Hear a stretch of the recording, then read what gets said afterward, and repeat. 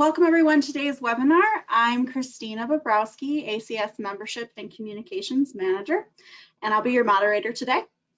Thank you for joining today's session, Monitoring Milk Quality on the Farm. Through our partnership with Dairy Connection, Inc., today's webinar and a few upcoming webinars are available to everyone, regardless of ACS membership, for free. So thank you, Dairy Connection, for your support. We'll have 2 more webinars that we'll be announcing soon that'll be part of this series. Again, all free and open to anyone, regardless of ACS membership, thanks to Dairy Connection. So let's dive in. We're honored today to have our presenter, Joe Klopfenstein, with Oregon State University, Carlson College of Veterinary Medicine. He's our panelist today, so thank you, Joe, for being here and for sharing your work with us. I do want to say there will be a Q&A portion at the end. So if you do have questions for Joe, submit them to the questions box and we'll get to those at the end. And with that, I'm going to switch over the presenter to Joe and we'll let him take it away.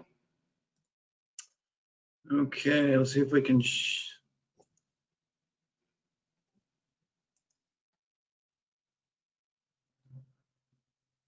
make sure we're on the right screen. Do you see the right? Do you see the presenter mode, or do you see the full screen? We do see the whole screen there. Okay, great, awesome, thank you, and so thank you very much. Oh, I'm sorry, I meant Joe. We do see the presenter mode. My apologies. Let me see if I can get the right screen up here.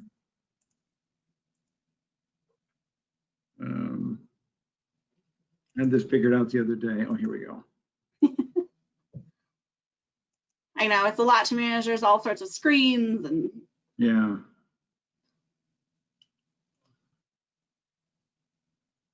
There. That better? There we go. Okay, thanks. And thanks, Christina. Sorry about that little glitch. No worries. I want to welcome all of you, a virtual welcome to Oregon. I know, boy, I wish we could all be together in our beautiful city of Portland. Fortunately, that's not possible this year, but maybe in the future we'll hope that you can come out to the beautiful Pacific Northwest and have fun with us in Portland. I'm about 80 miles south in Corvallis, and my role here at the College of Veterinary Medicine at Oregon State is as a field service veterinarian. So I'm on the farm seeing sheep, goats, pigs, dairy cattle, and beef cattle. That's my role here. I hope all of you guys are safe and well during this crazy time, wherever you are out there in the ether. We'll take some time today to discuss quality and how it affects product quality and yield, but I won't have a lot of time to discuss investigations into quality problems. Maybe in the future we might find the time to do a webinar on specific quality issues. I hope this information is going to be useful for you, whether you're a farmstead producer or you purchase milk for your cheese room. So as I said, I've been here at Oregon State for about 4.5 years. Prior to that, I was in practice in Vermont. I got a little, get on the right screen here. There we go. So here's a little map of the Vermont cheese trail. My practice was right in the middle of everything here in the city of Vergennes. Had a lot of relationships with some quality cheesemakers, and I want to give a shout out to a couple of very special ones. First of them is the Orb Weaver Farm. From right to left here, Marion Pollock, Marjorie Sussman, and their dog. I believe that's Ubu. I'm not sure. They had a number of these Ridgebacks. That looks like Ubu. Mary and Marjorie were some of the true originals. They began making cheese in their kitchen. They had a small Jersey herd. Started making cheese in the 80s. Turned that into a sustainable business with a dedicated customer base. Made a wonderful cheese. I spent a lot of time in their cheese room. They were very generous with their time, showing me the ropes, the cheese making process from beginning to end. Not only that, they were just great friends. I spent a lot of time, not only in the cheese room, but on their back porch with my feet up, watching the birds in their garden, just talking about life. Wonderful friends.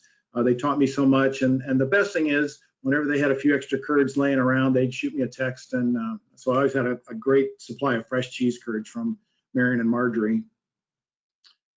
The other one I want to talk about was Shelburne Farms, and I worked with a couple of excellent cheesemakers there. First was Nat Bacon. He's pictured there cheddering at Shelburne Farms. They made some really nice award-winning farmstead cheddar cheese. Nat's moved on and he's now at Jasper Hill. Later, I worked with Kate Turcott, who now has, she and her husband have actually purchased the cows and cheese-making operation at the Orb Weaver farm and have started a business of their own there. But both of them asked me a lot of questions and really challenged me to help develop some milk quality monitoring that they could use to help grade and make plans for their cheese. I was also the vet for the dairy, the cow end of the dairy, and so I learned a lot comparing season management, animal health, and so forth to their milk quality, because we monitor their milk quality frequently. And I'll talk a little bit later in the discussion about how the system that we developed there and how we use that information. So I know I'm preaching to the choir here about milk quality. We all know that, you know, quality in is quality out. We want high quality milk for our cheese products. Why? Well, it's essential for, you know, consistent and delicious product. Good taste and consistency is dependent upon good quality and predictable and predictable milk quality. But oftentimes it's sort of forgotten that milk quality is also very important for this food safety piece. I think that's something that we always need to keep in mind. What do I mean by milk quality? Well, what I'm going to talk about today is milk that is low in somatic cell count, low in bacterial contamination, and free of antibiotics. We all know that milk quality also includes, you know, fresh taste, good taste, and the right amount of fat and protein to produce the product that we need. But I'm gonna call that milk composition. And when I'm talking about quality, I'm talking more about somatic cell, bacterial contamination, and antibiotics.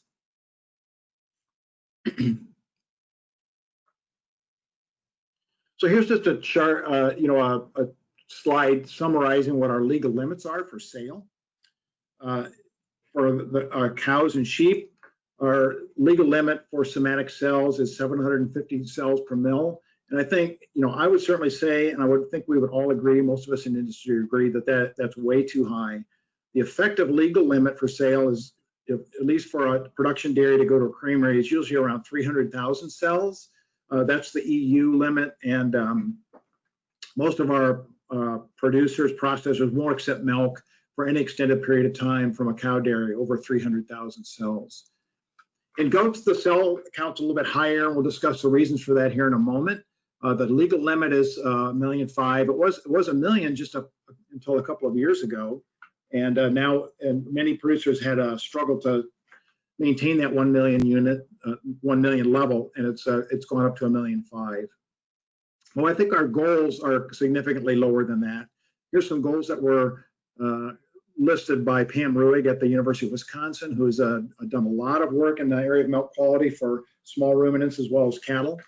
I think we can certainly maintain a somatic cell count of 150,000 or less in cattle. I had many production dairies that were even lower than that. I had a few that even maintained a somatic cell count under 100,000. So it's definitely feasible. Our raw bacteria count limit is 100,000, but you know, we don't want milk with that level of bacteria. I think our goal is usually 5,000 or less when we ship milk. And that's, again, something that's easily attainable.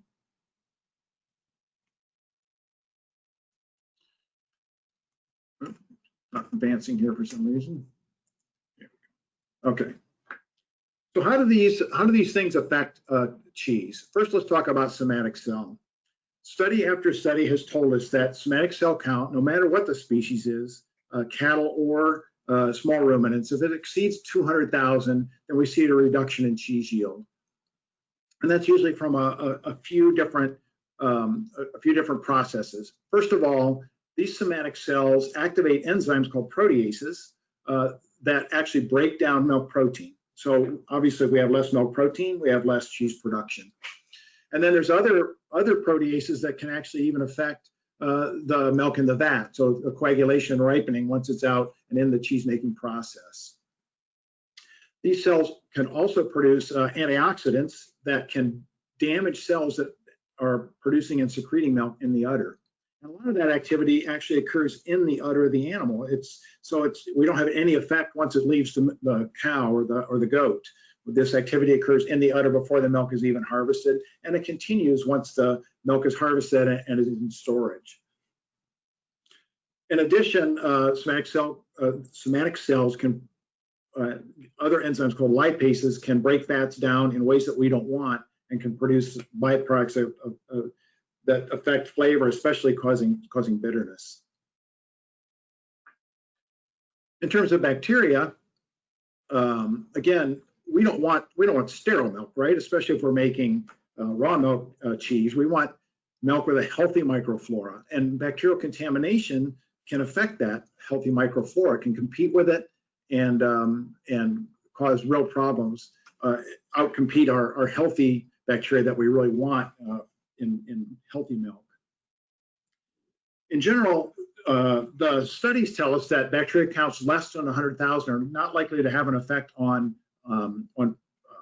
cheese yield, okay? But quality is another story. So these ultra high counts over 100,000 are usually an effect of improper cooling, improper storage, that type of thing, or dirty equipment. That usually milk coming from the animals rarely that high in bacteria. These ultra high bacteria counts are usually from storage problems. But even lower levels of bacteria can cause problems, again, through these proteolytic enzymes, the proteases and the lipases that affect flavor and quality. Of course, our starters and our normal flora also produce lipases, and that's what produces these unique flavor profiles that we want in our product. But abnormal bacteria or pathogenic bacteria can outcompete those and produce lipases that create flavor problems that we don't want.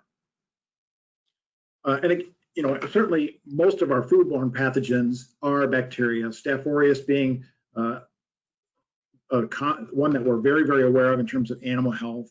Listeria, of course, is a foodborne pathogen. That's not something I'm really going to discuss today because that's normally an environmental or equipment issue. It's not necessarily something that comes from the animal.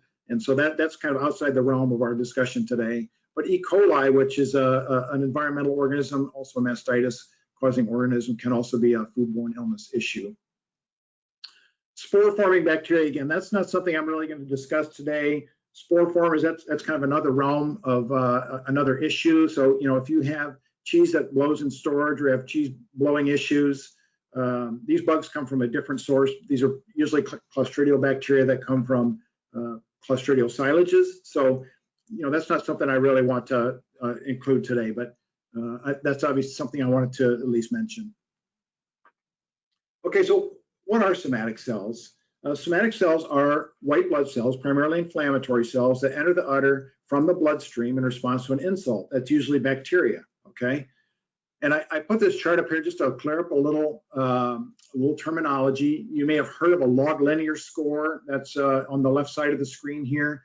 That corresponds to an actual somatic cell count. And you can see the relationship here. As the somatic cell count doubles, the log score goes up by 1.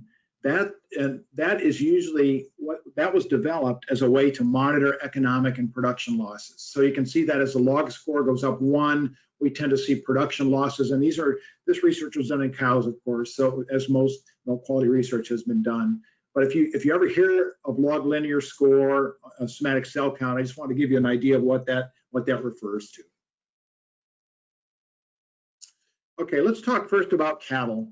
What causes elevations in somatic cell count? Normally, the uninfected gland or a healthy gland, most studies would say it's somewhere around 150,000 cells per ml of milk.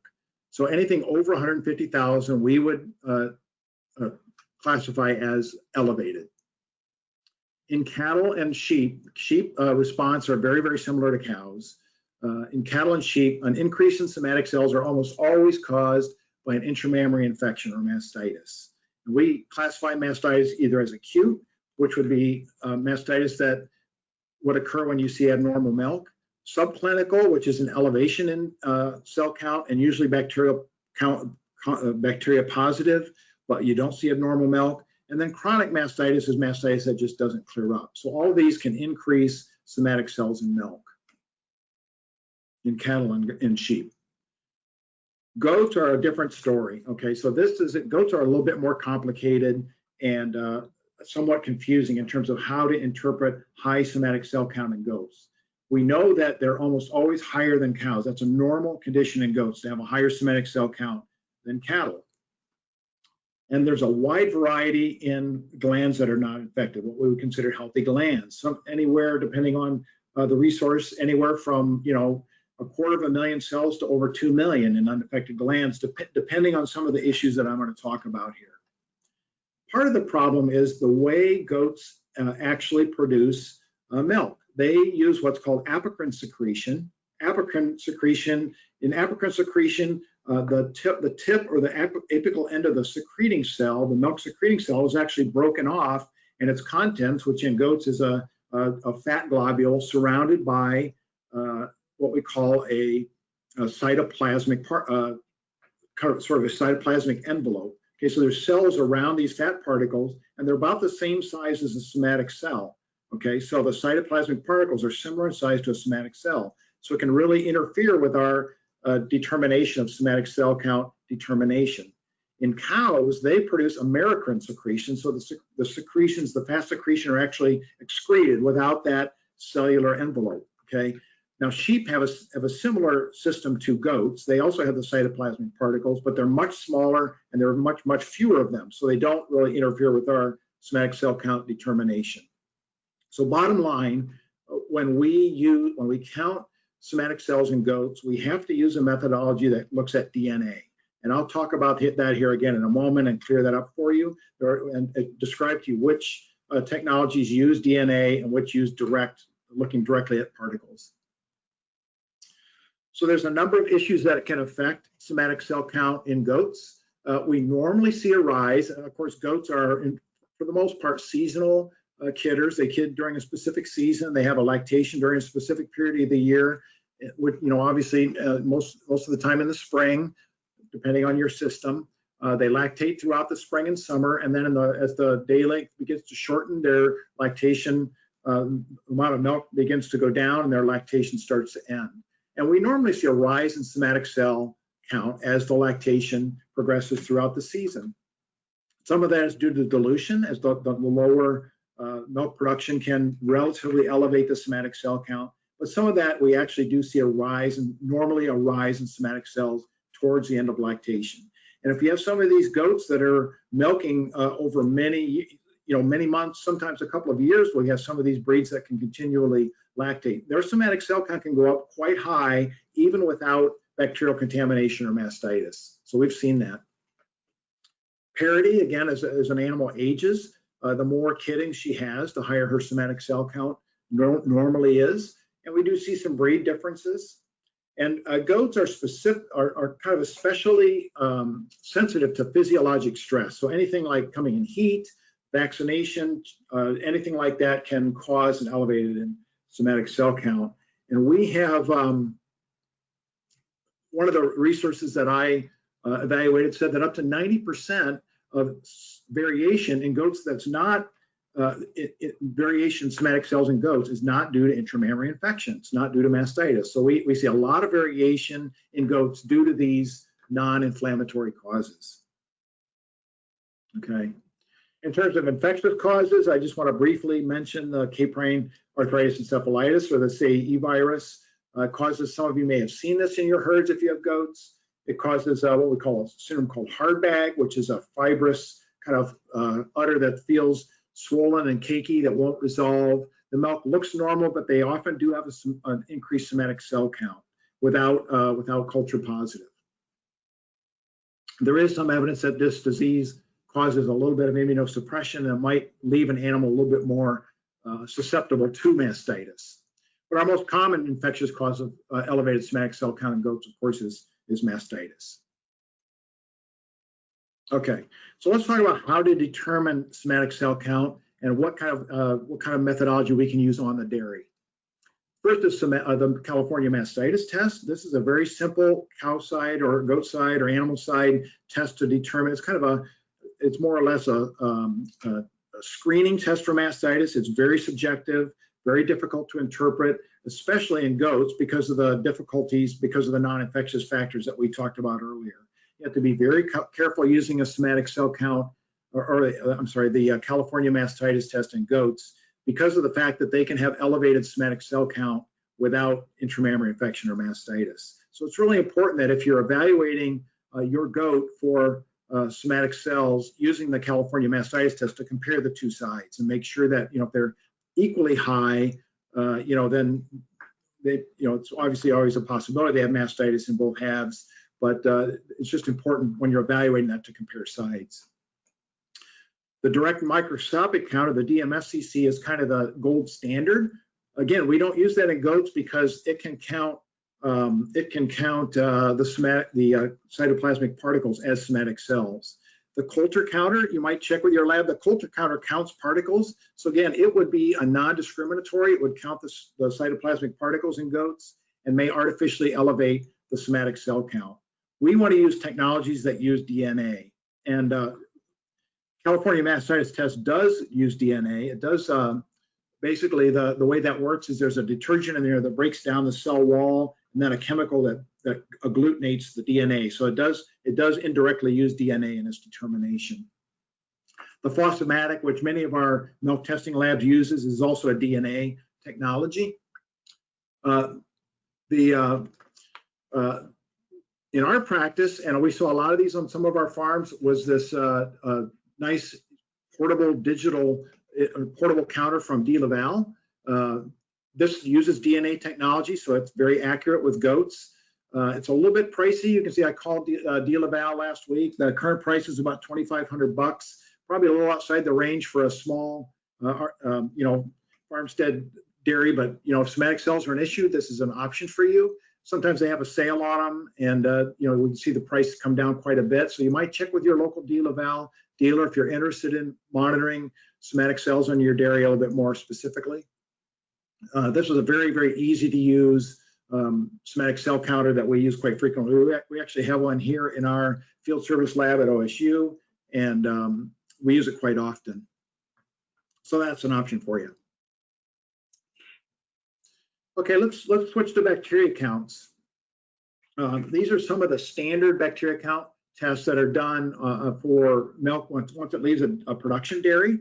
So there are 4 of them: standard plate count, sometimes also referred to as the raw count, coliform count, lab pasteurized count, where milk is pasteurized, then incubated and plated, and colonies are counted, and the preliminary incubation count. That is done by incubating milk at a cold temperature for a period of time and then plating it and seeing if there's a growth in organisms that are cold loving. So what can cause elevations in these issues? A raw bacteria count, dirty animals, anything that can cause bacterial contamination of milk. Dirty animals, dirty environment, equipment that doesn't clean properly, again, improper cooling or storage. Sometimes mastitis. It's pretty rare. Sometimes with cases of coliform mastitis, we can see an elevation in the raw count.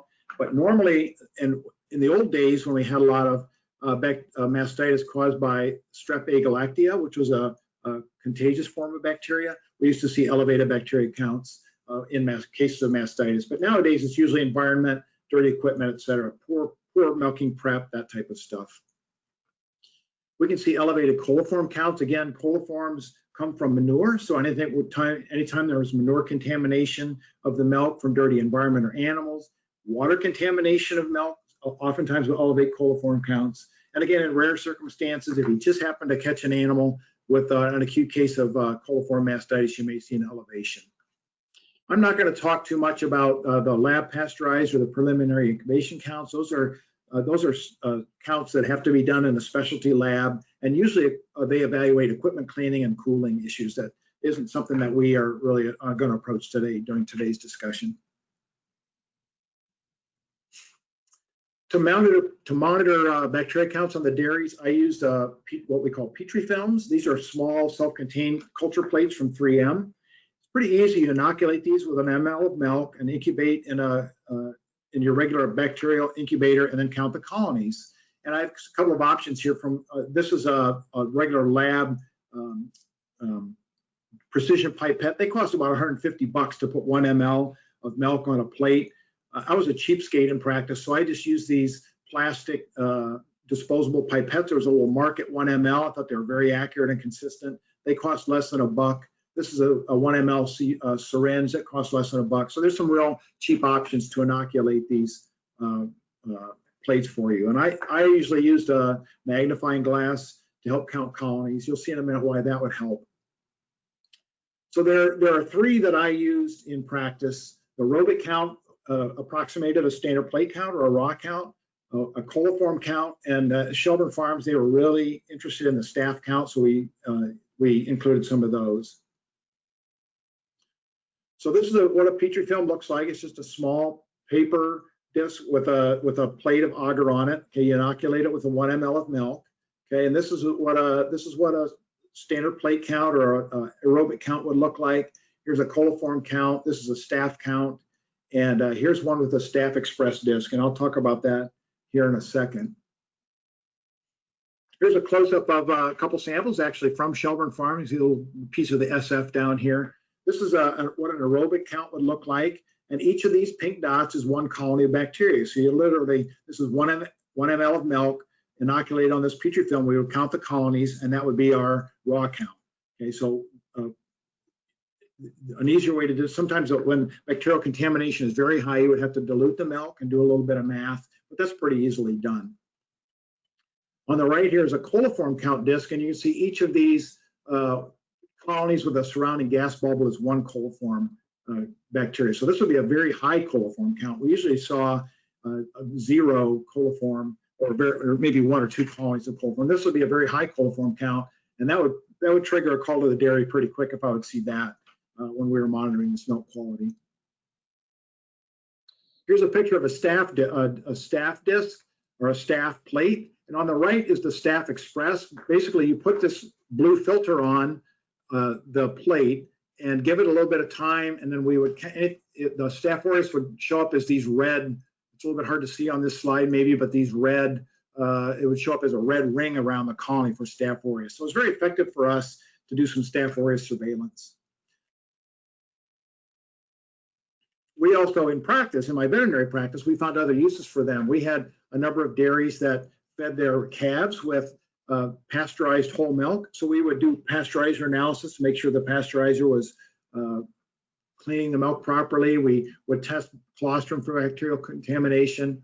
And some of our dairies had automatic or robotic feeders, and we would monitor cleaning protocols using these plates. We had a lot of uses for them beyond just regular milk quality monitoring.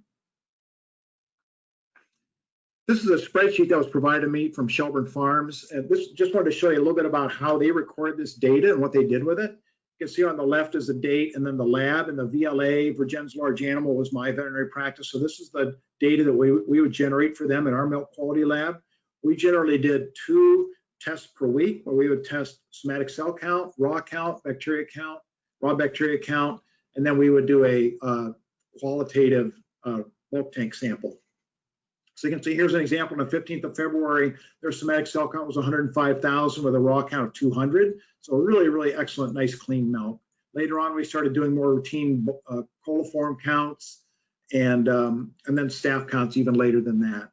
So they would use this data in combination with their make data to make decisions about the fate of the cheese, how long to age it, et cetera. They would generally use milk with a lower somatic cell count, cleaner in bacteria count to age for longer periods of time. And they would actually later on, I was told by Kate Turcott, when they would have tasting sessions and evaluate their cheese, they would go back and look at the quality data and very often saw a correlation between these taste tests and quality tests and the quality data that we generated for them at the time they made their cheese. So this was very, very important information for them. They're still today using this information in their data. So again, it's very easy for us to generate at the vet practice level. Certainly for you on the farm, something very easy that you can do with these Petri films. I just wanted to show you where you can get these. Pretty much only get them from this Nelson Jameson. Some costs there for you. You can see they're very reasonable in cost. The aerobic count plates are less than $1. They're even cheaper if you buy a box of 1,000. You can see if you go to their website, you can see the prices. But just to show you that the cost of these is very, very reasonable. The only thing you need is an incubator, bacterial incubator.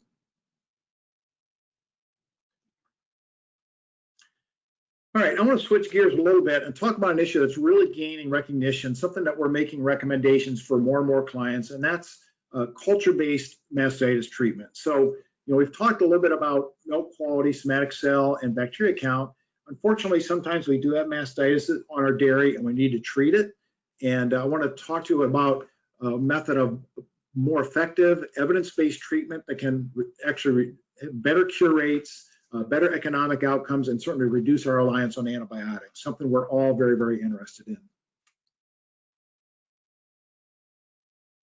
So there was a study done in Wisconsin about 15 years ago where they surveyed a number of large producers in Wisconsin, and they determined from that study that 80% of all antibiotics on a dairy were used for treatment or prevention of mastitis, 80% of all antibiotics.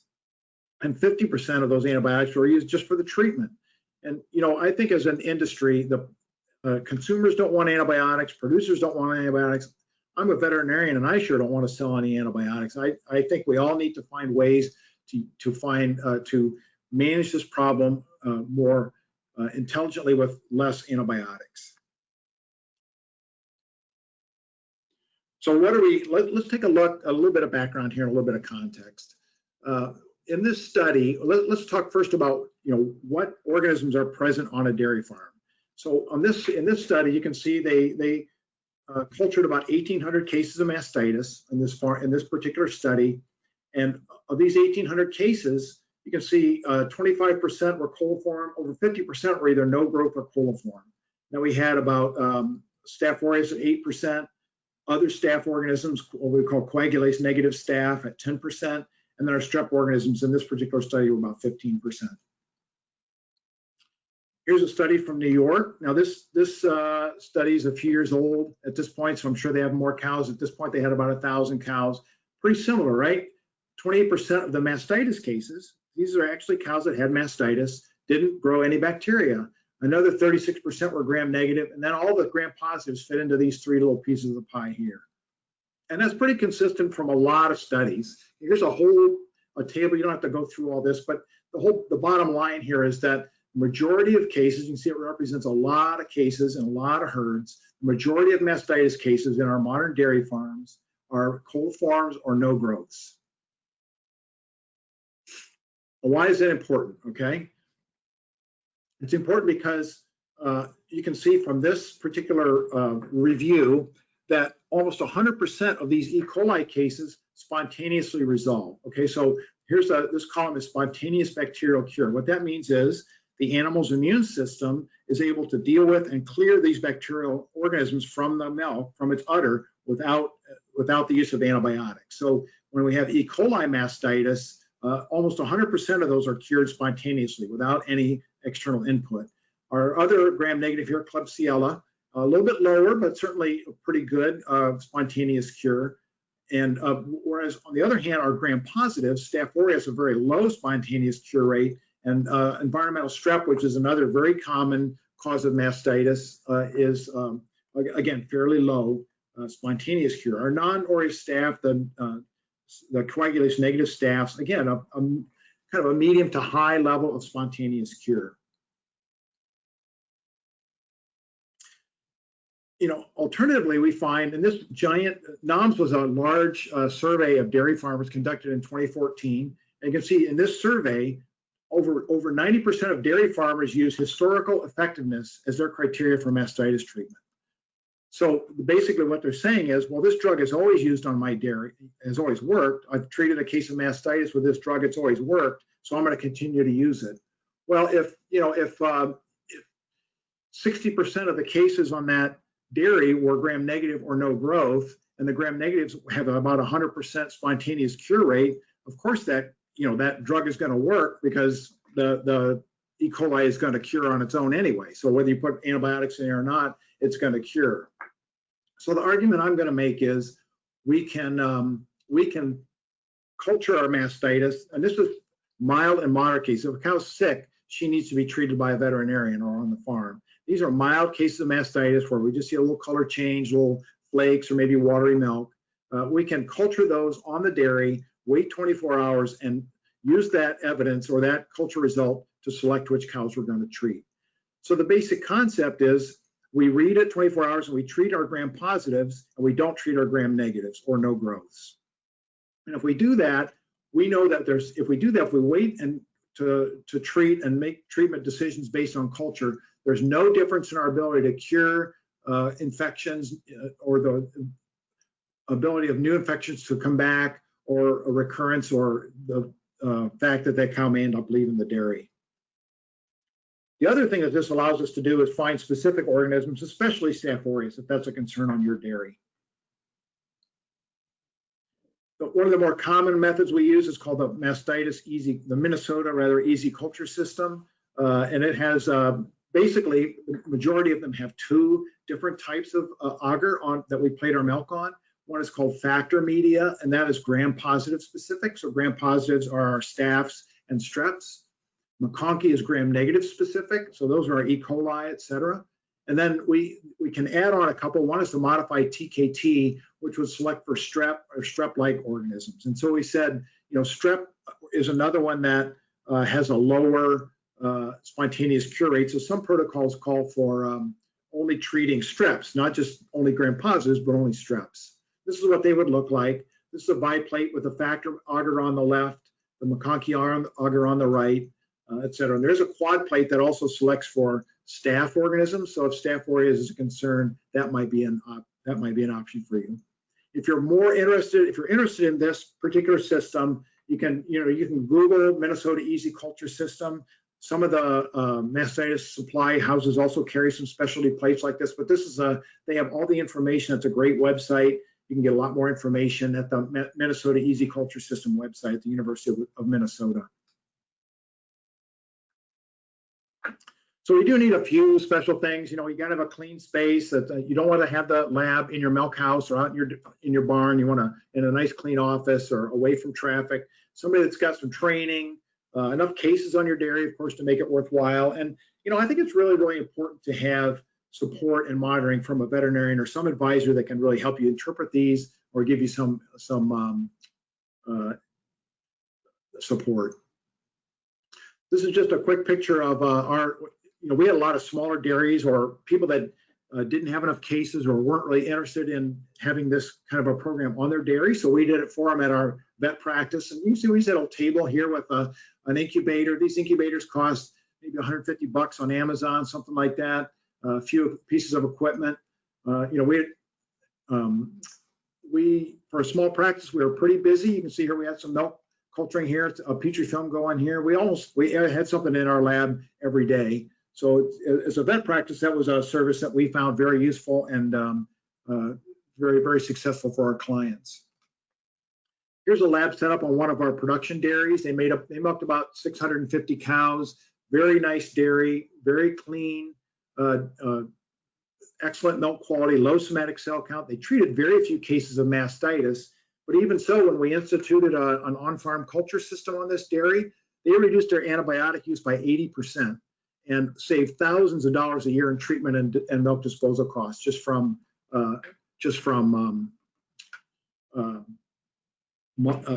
culturing their milk and making treatment decisions based on that. You can see they used the triplate system. So on this dairy, they only treated streps. They did not treat gram negatives. They didn't treat staphs, but we did look for Staph aureus. And it doesn't even have to be that fancy. You might recognize this guy. He makes some pretty good cheese in Waitsfield, Vermont. This is Sebastian von Trapp. Sebastian has an organic dairy, and he was primarily interested in Staph aureus surveillance. So he didn't even treat his animals, but still found it effective and useful for him to culture cows on his dairy. I'm having OMA withdrawal out here in Oregon. The only place we can find it is at a cheese shop up in Portland. I don't get up there very often. And the other thing I found, and maybe some of you guys can educate me, but Sebastian made excellent Alpine cheese called Savage. And on the West Coast here, I have not found a good Alpine cheese that I like as much as Savage or the cheese that I got from Jasper Hill. We have some great cheeses out here on the West Coast, but Alpine is something I think that we need out here. So any of you West Coasters, let me know if you got some good Alpine cheese. Anyway, back to Sebastian here. He just used a small kind of converted cooler, had a light bulb in it with a thermostat. That's all he needed. You know, it didn't cost him much money at all to set that up. Very effective. He was mainly looking for Staph aureus, and if he saw a questionable organism, he would send it to us at our vet lab for confirmation. Just a quick word here about antibiotic testing.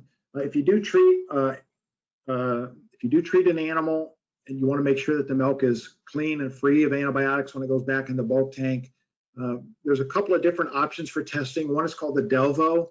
The DELVO uses inhibition technology. So basically any inhibitor the DELVO works by growing a colony of very resistant or very sensitive bacteria that will change in color if an inhibitor was present. So they don't specifically test for a specific antibiotic, they test for the presence of inhibitors. Then there's the CHARM, or there's also a SNAP test that tests for specific antibiotics. So there is that option. These tests are fairly pricey, and in all honesty, they're designed for bulk tank milk, so they're extremely sensitive. They're way too sensitive for individual animal testing. So we usually recommend that if you treat a cow for mastitis using an intramammary antibiotic, that you follow the directions on the label for the intramammary drug, and then you can use the milk. Or, you know, if you want to be extremely cautious, you can withhold the milk for a couple more milkings, whatever, after the label. For sheep and goats, we don't have anything that's approved for intramammary therapy for mastitis. So make sure you follow your veterinarian's advice, and he or she would probably consult the Food Animal Residue Avoidance Data Bank, which is a large data bank that is maintained for giving advice and recommendations for antibiotic use or other drugs that are prescription drugs in animals like goats and sheep that don't have a lot of medications that are actually prescribed for them. So that's our recommendation rather than testing. That can create a lot of confusion. So that's what I have today. I would certainly welcome any questions you might have. I hope that information was helpful. I tell you, it's something that I really love. Milk quality is something I love to talk about all day, and I know it's important to you. So if you have any questions, I'd love to hear them. So thank you very much. And thanks again to the ACS and their sponsors. Really appreciate it. Yeah, thank you, Joe. That was great. I'm just going to change the presenter back over to me. And while I do that, let me make sure here. We do have a couple questions that came in. One from Tim. He asked, he is looks like a sheep milker, sheep farmer, and he asked if there was any comments that you could give that apply directly to the sheep. There's been some nice work done on, in terms of general milk quality. I think our recommendations are the same as for goats or for cattle. So you want to make sure that they're prepped properly, that they use a pre-milking T-dip, you wear gloves when you milk them, that you clean the teat properly. In terms of the quality monitoring, the somatic cells and bacteria, again, they're very similar to cattle, so we're pretty straightforward in terms of the monitoring of quality on sheep dairies. Admittedly, I don't have a lot of direct experience with sheep, but I think that our mastitis recommendations are pretty similar to other species. And I'm glad to see some sheep producers here. I think that's an industry I'm really interested in seeing that grow. I know it's growing in some parts of the country, and really excited to see that industry get a foothold. Yeah. So good luck to you, Tim. Layla asked, are there any safe and effective methods of selectively encouraging the growth of higher levels of indigenous LAB in raw milk while also discouraging pathogens and spoilage organisms? So I suspect by LAB you mean lactic acid bacteria, which are the good bacteria we want in milk. And I think there's a lot of work being done in different parts of the country about different husbandry practices and how those husbandry practices, clean environment, milking prep, et cetera, affects the raw milk population, the effect of the population of healthy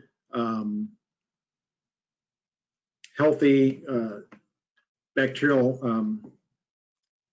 what am I trying to say? Normal flora, I guess. Normal flora is the word I'm looking for in milk. I don't have any specific recommendations for you other than just make sure that the environment is clean so that some of our pathogenic bacteria don't compete and overgrow with these good, healthy bacteria. The other thing, a couple other comments I wanted to make along those lines. One is make sure that your animals maintain a good immune system. So that means, good nutrition. You may want to work with a nutritionist or understand your nutrition. Good selenium. In our part of the country, we have selenium deficiency that can certainly affect immunity. Making sure that they're adequately there's selenium content of their ration, or that they're supplemented in some way with selenium in the parts of the country that require that. The other thing I want to talk to you about is genetics, and I think that we're learning more and more. We're in the early stages of understanding how genetics affects immunity and the ability of these animals to produce milk that's healthy and has the type of microflora that you want. So I think as we move forward, I didn't talk about a herd that used culling and selection to maintain a low somatic cell count. That's one thing that I think genetics is an area that we're really learning about. We're kind of in the early stages of learning how that affects these criteria, but that's another thing that you might look at the profile of your herd and maybe use selection criteria that for animals with low somatic cell count and good quality. Great. Lisa wants to know if variation in SEC in goats is not always explained by mastitis, how do those SSCs still affect milk quality? So that's a good question. And the answer is that a high somatic cell count, no matter the cause, can still affect milk quality. So higher somatic cell counts, whether they're from mastitis or whether they're from some of the non-infectious causes that I discussed, those still have the same effect on the quality of the milk and the quality of the end product. So we need to try to maintain a low somatic cell count or as low as possible, whether through, certainly the thing we have most control over is management of mastitis. But some of these other issues are also important because an elevated somatic cell count from any cause still affects quality and yield. Great. Sophie asked, are there any alternative treatments that have grabbed your attention to use instead of antibiotics in minor mastitis cases? Yeah, I kind of anticipated I might get that question. That's a really hard one to answer. There's not a lot of science out there on alternative therapies. I am not by any stretch an expert on, I've had a lot of experience with organic dairy, but some of the organic treatments, I kind of like to rely on scientific evidence. There's not a lot of evidence behind those. So I unfortunately really can't give you a good answer to that. I know there's some probably out there that people have used successfully. Love to hear about them. But me personally, I don't have a lot of experience with those. Well, those are all the questions that we've gotten so far. If anyone has any additional questions for Joe, his email is there on the screen. And if you have any questions for ACS, ours is also there. Thank you again to Dairy Connection. And this webinar will be available to watch on demand on our website at that URL right there within 24 hours. And again, that is free and open to all to watch. And we hope that you'll join us for our next few webinars. Thank you, Joe, for joining us. And if anyone, again, has any other questions, please let us know or let Joe know by sending him an email. Thank you, Joe. Thank you. Yep, my email's on the screen. You're welcome to contact me anytime. And thanks, Christina and ACS. Really appreciate the opportunity. Yes, no problem. Thanks, everybody. Have a great day.